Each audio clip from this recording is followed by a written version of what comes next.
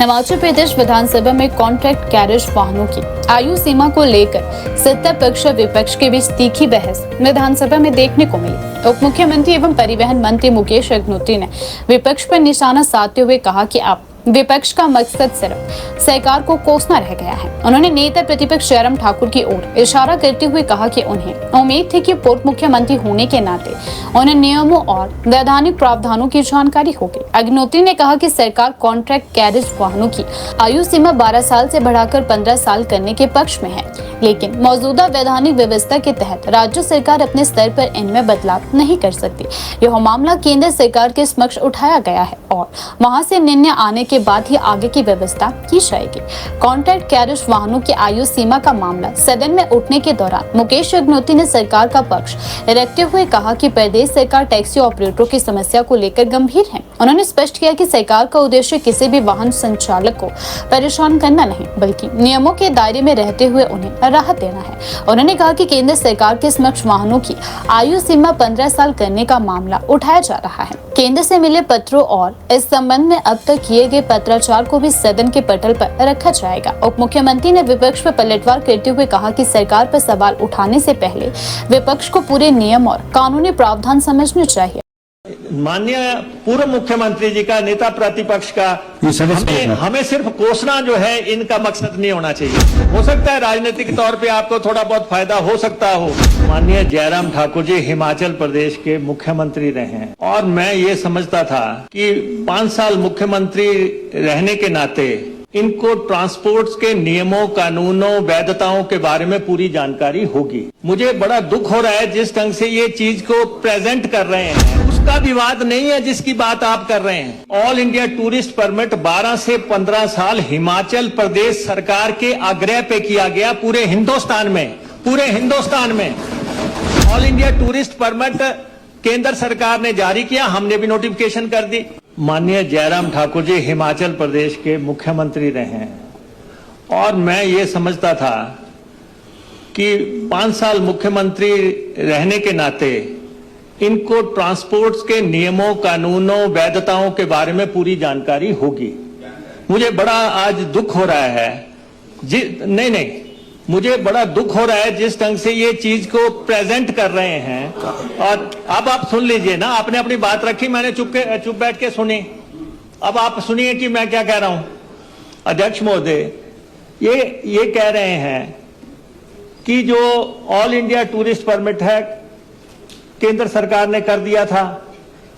पहले तो इनको ये नहीं पता कि ऑल इंडिया टूरिस्ट परमिट 12 से 15 साल हिमाचल प्रदेश सरकार के आग्रह पे किया गया पूरे हिंदुस्तान में।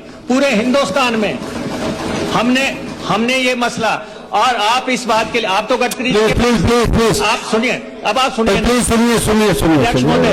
Let the honourable deputy chief minister reply. अध्यक्ष महोदय, ये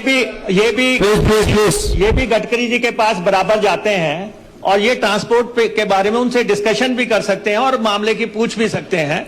हमने उनके साथ ना केवल मैं इनको प्लीज अध्यक्ष महोदय, हमने कब पत्र लिखे, मैं माननीय जयराम ठाकुर जी को दे दूंगा।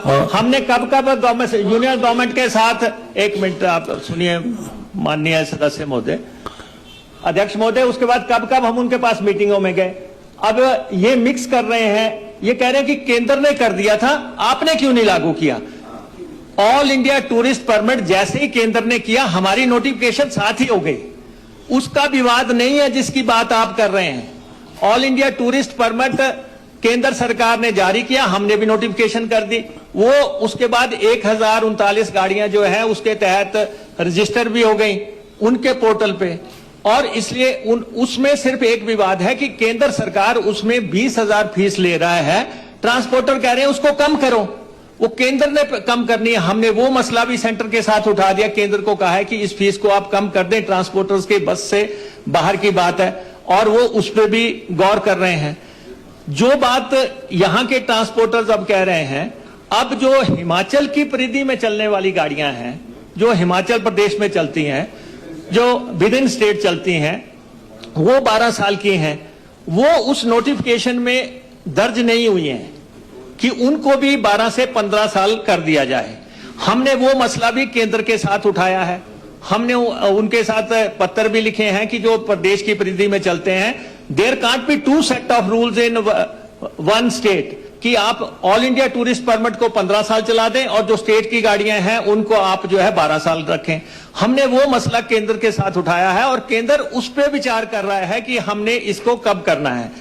दूसरा ये है अध्यक्ष महोदय, तीसरा, और पोर्टल जो है वो केंद्र सरकार का पोर्टल है। ये सारे ट्रांसपोर्टर जानते हैं कि उसमें हम छेड़छाड़ नहीं कर सकते, ना हम उनकी फीस ले सकते हैं, ना ही हम उनकी आयु बढ़ा सकते हैं। ये केंद्र के पोर्टल हैं और इसमें हिमाचल प्रदेश सरकार का कोई दखल नहीं है। और इसलिए हम केंद्र से कह रहे हैं कि आप जो प्रदेश की परिधि में गाड़ियां चल रही हैं वो भी 15 साल कर दें। और केंद्र सरकार इस पे भी विचार कर रहा है, इस पे भी गडकरी जी का पत्र मेरे को आया हुआ है, जब उस पे भी, और बहुत जल्दी ये भी हल हो जाएगा।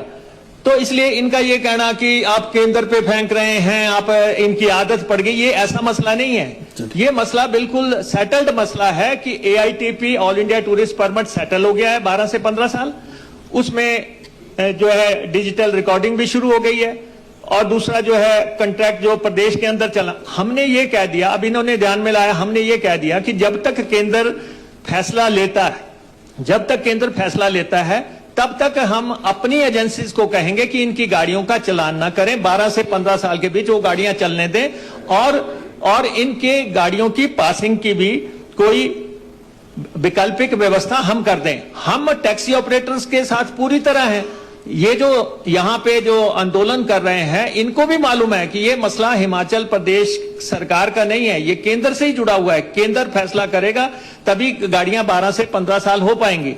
जब हम तो पूरी सपोर्ट दे रहे हैं अपने टैक्सी ऑपरेटर्स को, चाहे मनाली के है चाहे नहीं, चलान नहीं, हमने कह दिया कि वैसे तो आप मुख्यमंत्री, अध्यक्ष महोदय, वैसे तो ये मुख्यमंत्री रहे हैं, इनको मालूम है कि हमारा कोई भी आदेश वैधानिक तौर पे सही नहीं है, कानूनन तरीके से सही नहीं है, लेकिन इसके बावजूद भी हमने कह दिया कि ये हमारे लोग हैं, हिमाचल के टैक्सी ऑपरेटर हैं, इनको हिमाचल प्रदेश में बिना किसी रोक टोक के चलने दिया 15 साल तक। तब तक केंद्र सरकार कोई ना कोई फैसला ले लेगा। और दूसरा तो आपने कहा ATS का फैसला भी केंद्र सरकार की पॉलिसी है। ये भारत सरकार ने कहा है कि हम मैनुअल पासिंग नहीं होने देंगे। ट्रांसपोर्ट मिनिस्टर बैठे हैं, उनके फैसले के तहत ही ऑटोमेटिक टेस्टिंग स्टेशन लग रहे हैं। फॉर्मर ट्रांसपोर्ट मिनिस्टर भी अभी तो सेटिंग तो आप अब हमने उनसे आग्रह किया, गडकरी जी से, मेरे पास पत्र मौजूद है, हमने उनसे कहा कि जब तक ATS पूरे देश में लग नहीं जाते तब तक आप जो है मैनुअल गाड़ियां चलने की इजाजत दें। उन्होंने उसमें सकारात्मक रुख दिखाया, उन्होंने कहा कि हम इसके बारे में फैसला जल्द लेंगे।